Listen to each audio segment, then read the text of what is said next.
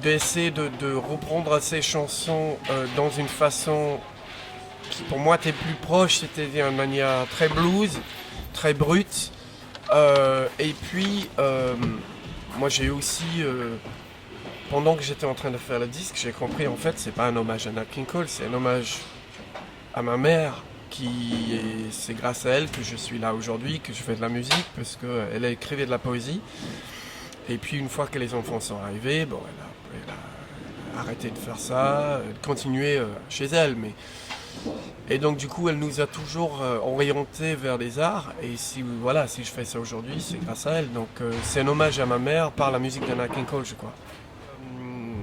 Par la suite, j'ai trouvé l'angle par lequel j'allais pouvoir approcher sa musique, qui est l'angle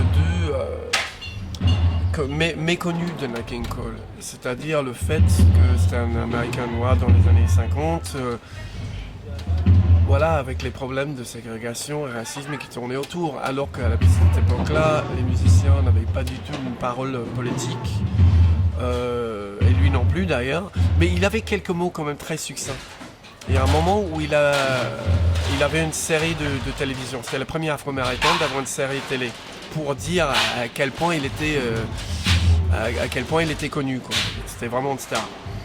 Et ça a duré qu'une saison, faute du sponsor, parce que c'était peut-être un peu tôt aux États-Unis d'avoir un Afro-Américain qui tenait une série de variétés. Et on lui a demandé pourquoi ça a tenu qu'une saison, votre émission. Il disait Melrose Avenue. Melrose Avenue, c'était là où se trouvaient tous les sponsors pour la télé à cette époque-là. Et il disait Melrose Avenue are afraid of the dark. Melrose Avenue, ils ont peur du noir. Et je trouvais ça tellement beau, digne, précis.